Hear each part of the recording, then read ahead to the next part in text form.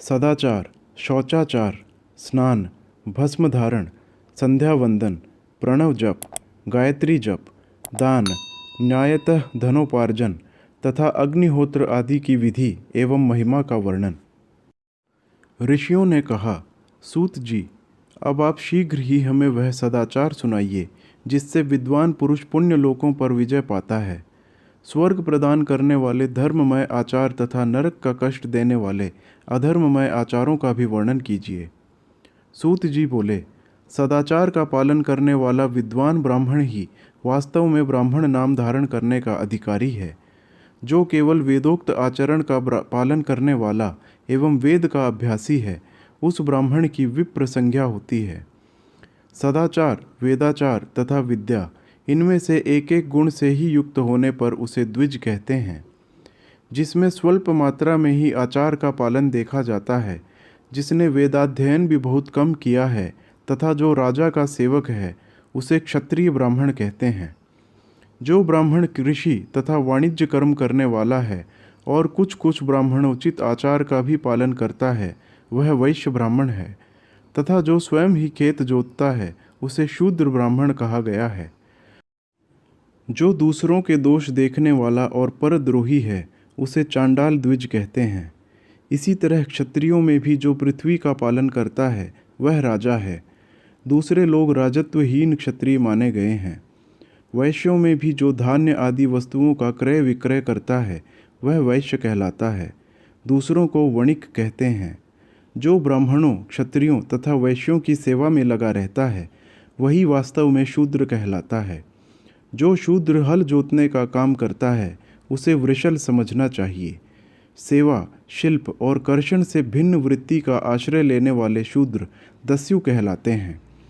इन सभी वर्णों के मनुष्यों को चाहिए कि वे ब्रह्म मुहूर्त में उठकर पूर्वाभिमुख हो सबसे पहले देवताओं का, फिर धर्म का, अर्थ का, उसकी प्राप्ति के लिए उठाए जाने वाले क्लेशों का तथा आय और व्यय का भी चिंतन करें।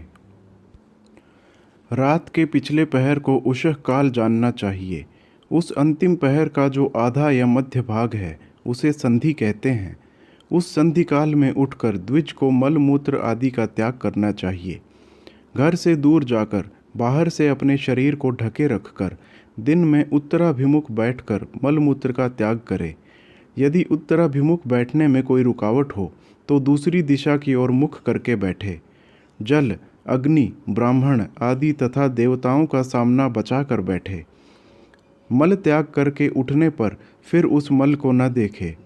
तदनंतर जलाशय से बाहर निकाले हुए जल से ही गुदा की शुद्धि करे अथवा देवताओं, पितरों तथा ऋषियों के तीर्थों में उतरे बिना ही प्राप्त हुए जल से शुद्धि करनी चाहिए।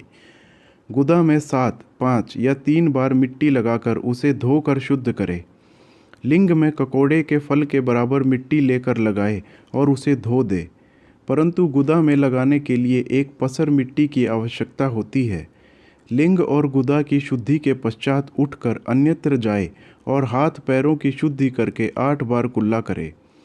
जिस किसी वृक्ष के पत्ते से अथवा उसके पतले काष्ठ से जल के बाहर दतवन करना चाहिए, उस समय तर्जनी अंगुली का उपयोग ना करे। यह दंत शुद्धि का विधान बताया गया है।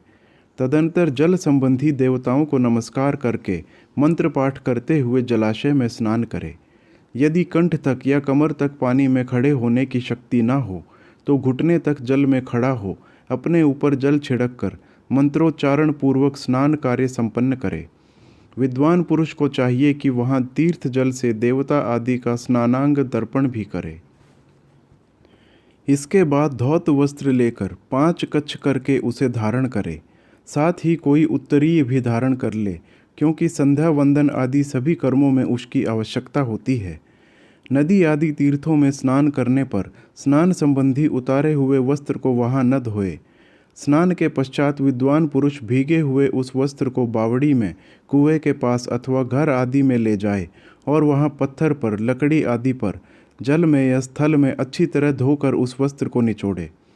द्विजो, वस्त्र को निचोड़ने से जो जल गिरता है वह एक श्रेणी के पितरों की तृप्ति के लिए होता है। इसके बाद जाबाली उपनिषद में बताए गए अग्निरीति मंत्र से भस्म लेकर उसके द्वारा त्रिपुंड्र लगाए। इस विधि का पालन न किया जाए, इसके पूर्व ही यदि जल में भस्म गिर जाए तो गिराने वाला नरक में जाता है। आपो हिष्ठाः, इस इत्यादि मंत्र से पाप शांति के लिए सिर पर जल छिड़के तथा यस्य क्षयाय, इस मंत्र को पढ़कर पैर पर जल छिड़के। इसे संधि प्रोक्षण कहते हैं। आपो हिष्ठाः इत्यादि मंत्र में 3 ऋचाएँ हैं और प्रत्येक ऋचा में गायत्री छंद के 3-3 चरण हैं। इनमें से प्रथम ऋचा के 3 चरणों का पाठ करते हुए क्रमशः पैर, मस्तक और हृदय में जल छिड़के।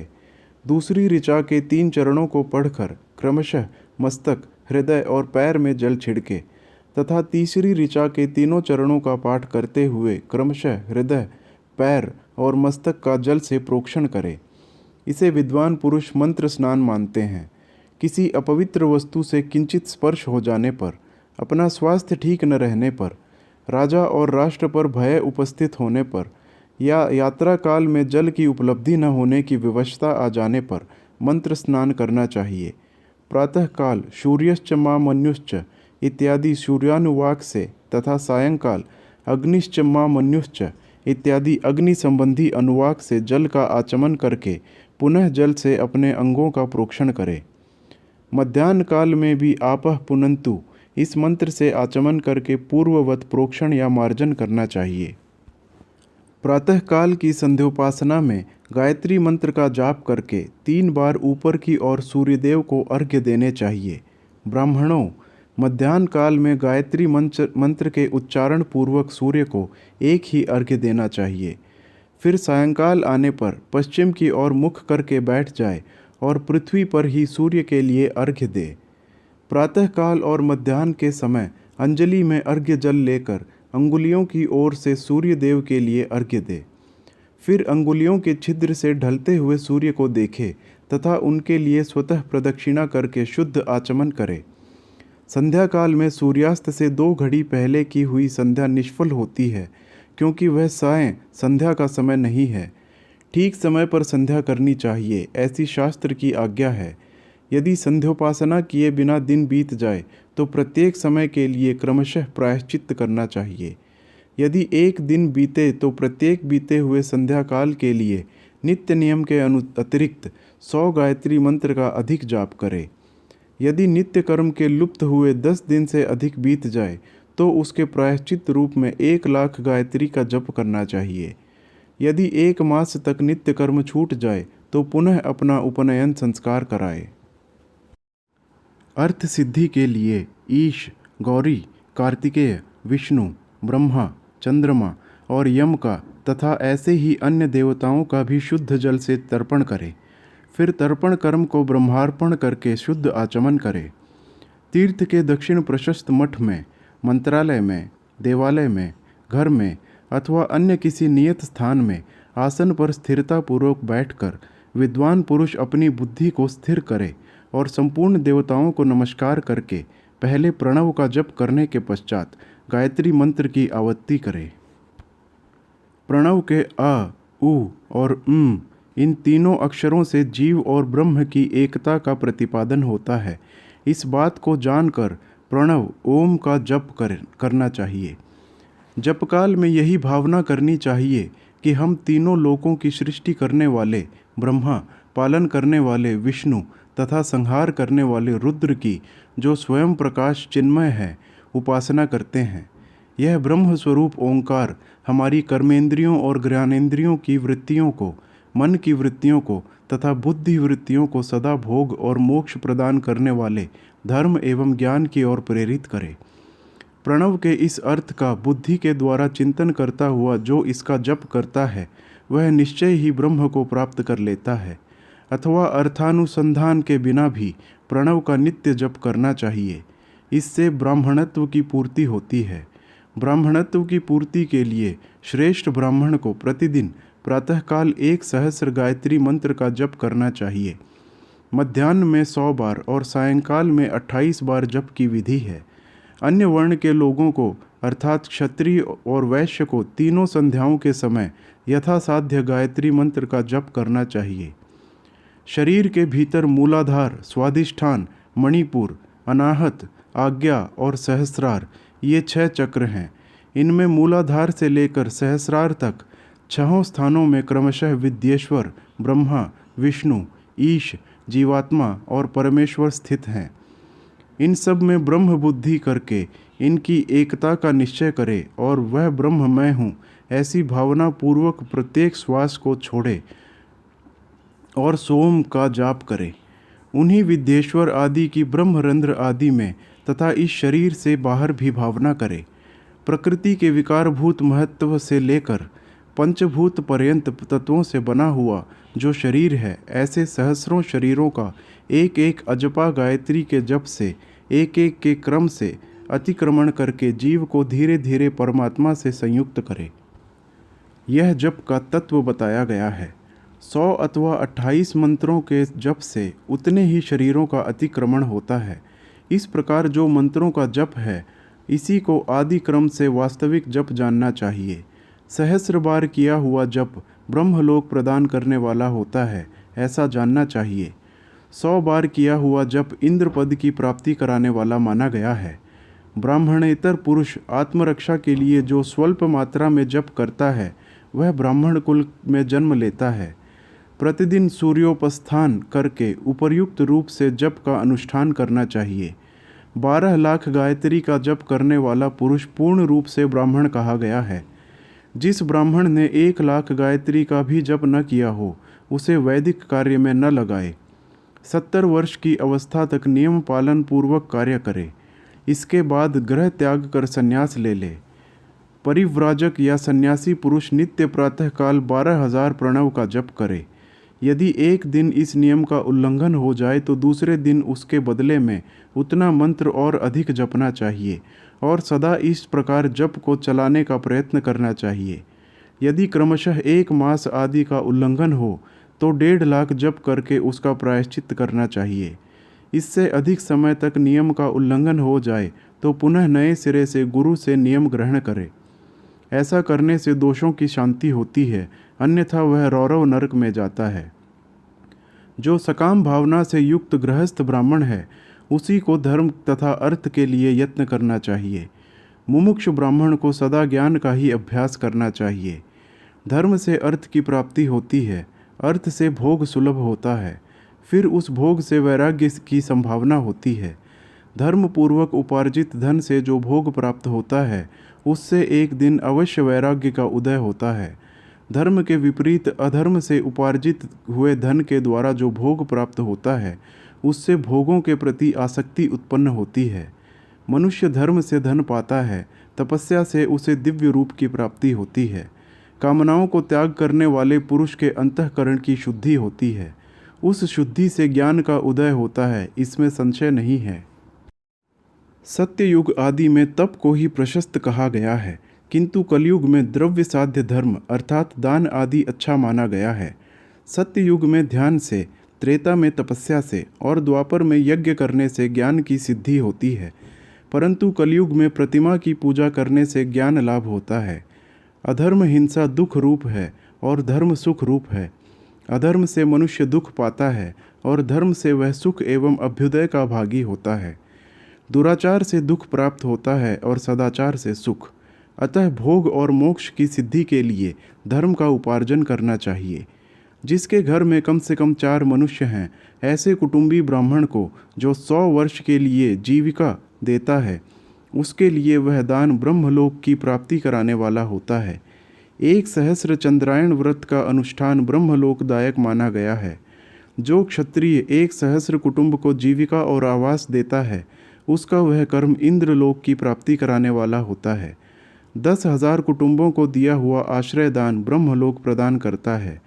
दाता पुरुष जिस देवता को सामने रखकर दान करता है, अर्थात वह दान के द्वारा जिस देवता को प्रसन्न करना चाहता है, उसी का लोक उसे प्राप्त होता है। यह बात वेद वेत्ता पुरुष अच्छी तरह जानते हैं। धनहीन पुरुष सदा तपस्या का उपार्जन करे, क्योंकि तपस्या और तीर्थ सेवन से अक्षय सुख पाकर मनुष्य उसका उपभोग करता है। अब मैं न्यायतः धन के उपार्जन की विधि बता रहा हूँ। ब्राह्मण को चाहिए कि वह सदा सावधान रहकर विशुद्ध प्रतिग्रह तथा याजन आदि से धन का अर्जन करे। वह इसके लिए कहीं दीनता न दिखाए और न अत्यंत क्लेशदायक कर्म ही करे। क्षत्रिय बाहुबल से धर्म का उपार्जन करे और वैश्य कृषि एवं गोरक्षा से। न्यायोपार्जित धन का दान करने से दाता को ज्ञान की सिद्धि प्राप्त होती है। ज्ञान सिद्धि द्वारा सब पुरुषों को गुरु कृपा मोक्ष सिद्धि सुलभ होती है। मोक्ष से स्वरूप की सिद्धि प्राप्त होती है, जिससे मुक्त पुरुष परमानंद का अनुभव करता है। गृहस्थ पुरुष को चाहिए कि वह धन धान्य आदि व सब वस्तुओं का दान करे। वह तृषा निवृत्ति के लिए जल तथा क्षुधा रूपी रोग की शांति के लिए सदा अन्न का दान करे। खेत, धान्य, कच्चा अन्न तथा भक्ष्य, भोज्य, लेह्य और चोष्य, ये 4 प्रकार के सिद्ध अन्न दान करने चाहिए। जिसके अन्न को खाकर मनुष्य जब तक कथा श्रवण आदि सद्धर्म का पालन करता है, उतने समय तक उसके किए हुए पुण्य का फल आधा भाग दाता को मिल जाता है, इसमें संशय नहीं है। दान लेने वाला पुरुष दान में प्राप्त हुई वस्तु का दान तथा तपस्या करके अपने प्रतिग्रह जनित पाप की शुद्धि कर ले, अन्यथा उसे रौरव नरक में गिरना पड़ता है। अपने धन के 3 भाग करे, एक भाग धर्म के लिए, दूसरा भाग वृद्धि के लिए और तीसरा भाग अपने उपभोग के लिए। नित्य, नैमित्तिक और काम्य, ये तीनों प्रकार के कर्म धर्मार्थ रखे हुए धन से करे। साधक को चाहिए कि वह वृद्धि के लिए रखे हुए धन से ऐसा व्यापार करे जिससे उस धन की वृद्धि हो तथा उपभोग के लिए रक्षित धन से हितकारक, परिमित एवं पवित्र भोग भोगे। खेती से पैदा हुए धन का 10वां अंश दान कर दे, इससे पाप की शुद्धि होती है। शेष धन से धर्म, वृद्धि एवं उपभोग करे, अन्यथा वह रौरव नरक में पड़ता है अथवा उसकी बुद्धि पापपूर्ण हो जाती है या खेती ही चौपट हो जाती है। वृद्धि के लिए किए गए व्यापार में प्राप्त हुए धन का 6ठा भाग दान करने योग्य है। बुद्धिमान पुरुष अवश्य उसका दान कर दे। विद्वान को चाहिए कि वह दूसरे के दोषों का बखान न करे। ब्राह्मणों, दोषवश दूसरे के सुने या देखे हुए छिद्र को भी प्रकट न करे। विद्वान पुरुष ऐसी बात न कहे जो समस्त प्राणियों के हृदय में रोष पैदा करने वाली हो। ऐश्वर्य की सिद्धि के लिए दोनों संध्याओं के समय अग्निहोत्र कर्म अवश्य करे। जो दोनों समय अग्निहोत्र करने में असमर्थ हो, वह एक ही समय सूर्य और अग्नि को विधिपूर्वक दी हुई आहुति से संतुष्ट करे। चावल, धान्य, घी, फल, कंद तथा हविष्य, इनके द्वारा विधिपूर्वक स्थाली पाक बनाए तथा यथोचित रीति से सूर्य और अग्नि को अर्पित करे। यदि हविष्य का अभाव हो तो प्रधान होम मात्र करे। सदा सुरक्षित रहने वाली अग्नि को विद्वान पुरुष अजस्त्र की संज्ञा देते हैं, अथवा संध्या काल में जप मात्र या सूर्य की वंदना मात्र कर ले। आत्मज्ञान की इच्छा वाले तथा धनार्थी पुरुषों को भी इस प्रकार विधिवत उपासना करनी चाहिए। जो सदा ब्रह्म यज्ञ में तत्पर होते हैं, देवताओं की पूजा में लगे रहते हैं, नित्य अग्नि पूजा एवं गुरु पूजा में अनुरक्त होते हैं तथा ब्राह्मणों को तृप्त किया करते हैं, वे सब लोग स्वर्ग लोक के भागी होते हैं।